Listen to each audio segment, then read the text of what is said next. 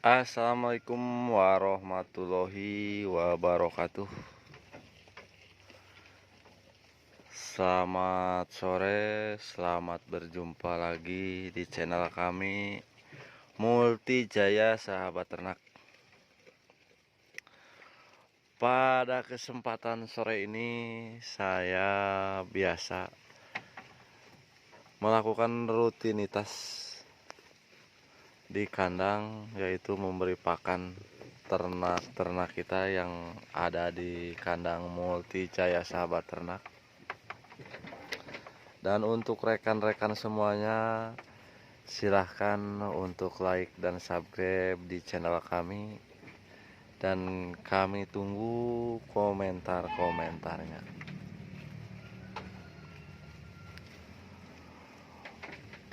Pada kesempatan ini saya akan menjelaskan beberapa faktor penyebab kegagalan untuk para peternak pemula, khususnya peternak domba. Faktor-faktor yang menyebabkan para peternak pemula mengalami kegagalan diantaranya, yang pertama yaitu faktor pemilihan bibit, baik bibit untuk breedingan atau bakalan buat pembesaran atau penggemukan. Yang kedua yaitu faktor sumber daya manusia.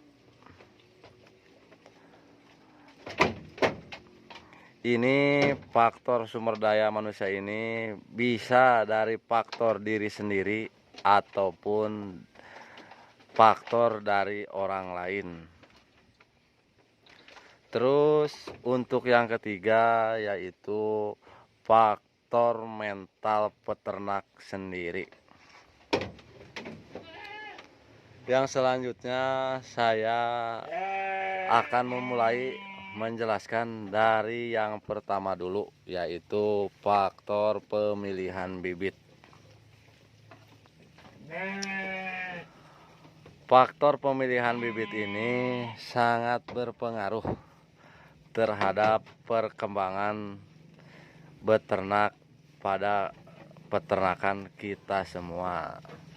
Biasanya untuk peternak pemula, dikarenakan belum cukup ilmu atau belum tahu lah bagaimana bibitan yang bagus atau bahanan yang bagus buat diternak, jadi kebanyakan mereka mengandalkan ke bakul, istilahnya pesen lah ke bakul, pingin bibitan yang bagus biasanya atau bakalan yang bagus, tanpa dia itu mengetahui atau tanpa tahu bagaimana ciri-ciri indukan atau bakalan yang bagus untuk diternak. Biasanya untuk para peternak pemula, menurut pengalaman saya dulu waktu pertama mau beternak domba, jadi kita itu langsung pesen ke bakul, minta dikirim untuk pembesaran ya. Pertama untuk pembesaran. Jadi dikarenakan kita itu tidak tahu ya, jadi barang datang itu kata bakul mah ini bagus, masih pesat lah kata dia, untuk berkembang bisa besar katanya. Ternyata karena kita tidak tahu ya ujung-ujungnya setelah dipiara setahun, ternyata domba tersebut untuk pembesaran itu tidak bisa besar. Jadi itu dikarenakan ternyata domba tersebut udah tua, kadang udah plek 2 ya, udah plek 4. Jadi emang kalau postur tubuh mah emang kecil dan tanduk juga masih pendek lah kelihatannya.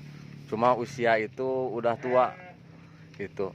Jadi emang kalau yang tidak tahu ya kadang wah tanduknya masih pendek, berarti masih muda begitu.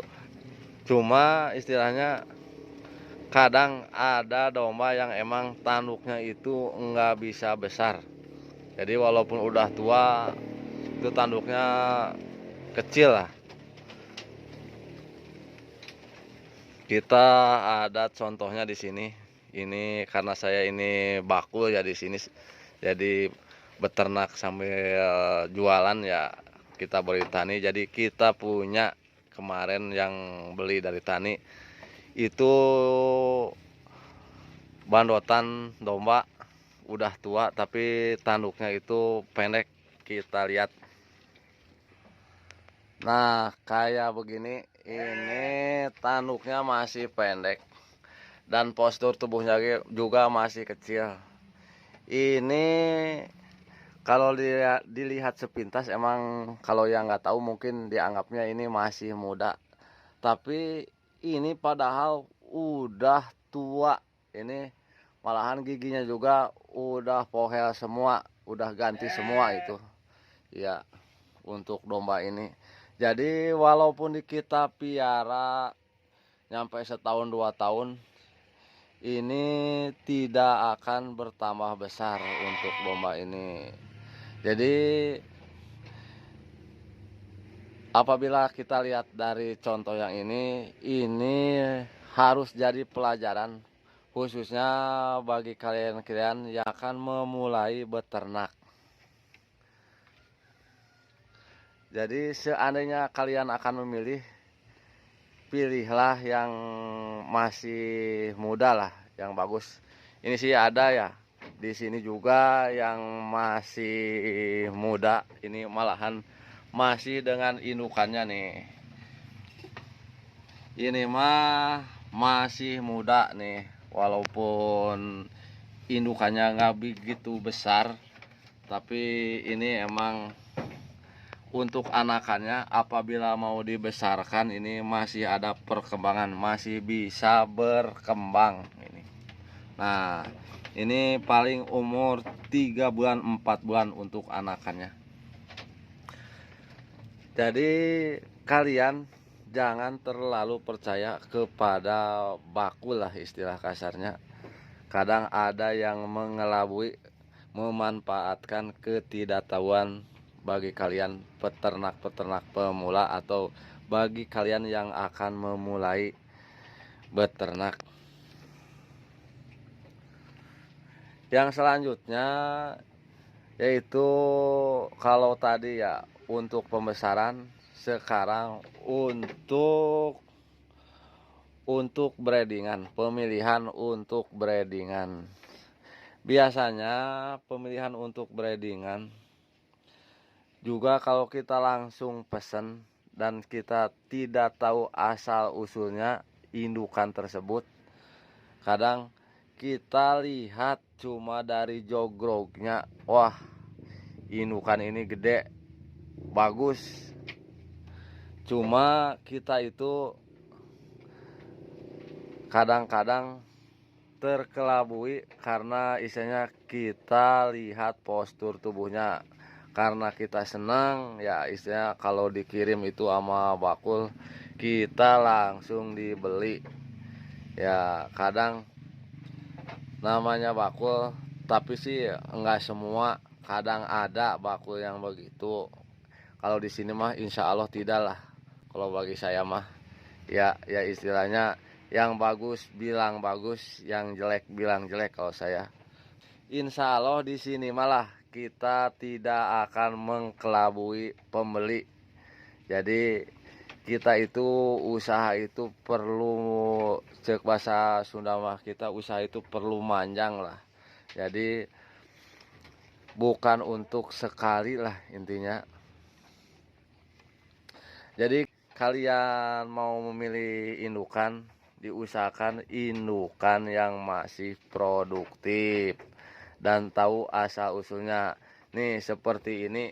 Jadi minimal kita tahu bahwa indukan tersebut bisa melahirkan anak. Ya kalau bisa mah anak 2, anak 3 lah. Yang istilah yang buat breedingan yang bagus itu anak 2. Ya syukur kalau anak 3 bagus semua. Itu yang kita harapkan. Dan kita harus hati-hati kadang apabila kita beli di pasar, kadang ya kita karena lihat posturnya yang perutnya besar, buncit, ya gemuk lah. Jadi si indukan tersebut emang benar-benar kalau dilihat sepintas kita itu suka banget ya. Tapi kadang kalau emang tidak tahu asal usulnya, kadang itu indukan itu tidak bisa beranak atau kadang-kadang indukan bajir lah. Jadi kita itu apabila mau memulai beternak untuk pemilihan indukan untuk breedingan, kita harus hati-hati begitu. Jadi kita cari yang postur tubuhnya itu ideal, istilahnya nggak terlalu gemuk dan tidak terlalu kurus. Ya yang payudaranya bagus, puting susunya lengkap. Ya istilahnya tingkah lakunya itu si domba tersebut ya lincah lah. Enggak itu kan suka ada ya. Ya kalau di pasar kadang domba itu ya enggak lincah lah. Jadi diam aja. Kalau cek pasar sudah mah si domba teh ngeluk, jaba mata teh cileuyeuk gitu. Tah itu mah kurang bagus untuk breedingan. Jadi kita pilih yang bagus lah, yang segar. Jadi harusnya untuk kalian-kalian yang mau belajar beternak, sebelum kalian beli istilahnya bibitan untuk breedingan atau kalian beli bahan untuk pembesaran, kalian harusnya terlebih dahulu belajar atau tanya-tanya lah bagaimana indukan yang bagus atau bahanan yang bagus buat diternak. Jadi kita tidak mengalami kegagalan. Itu yang pertama, faktor yang menyebabkan kegagalan pada peternak pemula. Jadi salah pemilihan bibit biasanya itu, atau salah pemilihan bakalan buat pembesaran.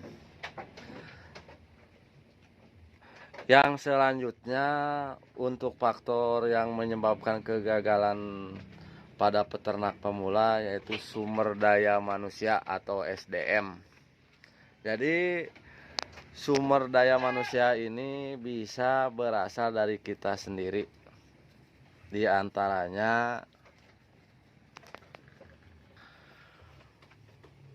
kurangnya ilmu di dalam beternak. Jadi kita itu tidak tahu ilmunya, cuma tidak mau belajar lah istilahnya, tidak mau tanya ke orang. Jadi yang harus kita lakukan apabila kita mau beternak, jadi kita itu dipelajari dulu lah. Intinya gini, kita itu cari ilmunya dulu biar tidak terkelabui atau tidak salah di dalam beternak. Yang selanjutnya, yang terakhir, faktor yang mempengaruhi kegagalan pada peternak pemula yaitu faktor mental peternak itu sendiri.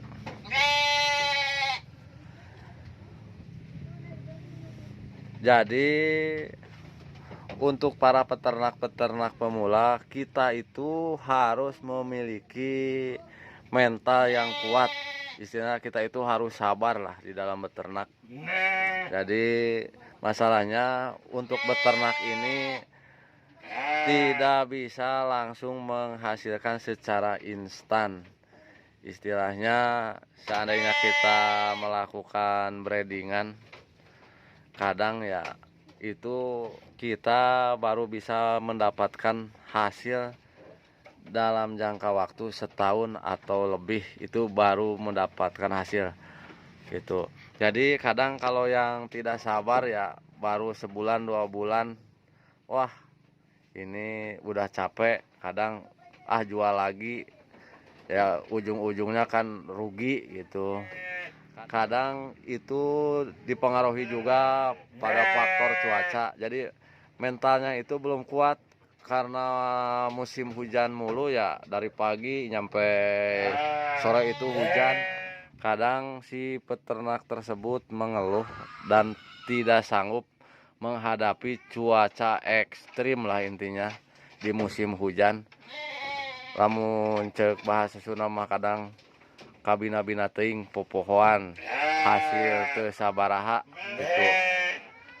Ya kebanyakan begitulah istilahnya, buat apalah kita abis-abisan untuk beternak ya, hujan itu harus ngarit, cuma hasilnya nggak seberapa. Jadi untuk pikiran peternak pemula biasanya begitulah. Jadi mereka itu belum memiliki mental yang kuat dan ilmu yang cukup di dalam beternak. Itu rupanya yang bisa saya sampaikan untuk kesempatan kali ini. Mudah-mudahan ini bermanfaat buat rekan-rekan yang akan memulai beternak atau bagi rekan-rekan para peternak pemula. Semoga kedepannya semuanya sukses. Akhir kata, wassalamualaikum warahmatullahi wabarakatuh.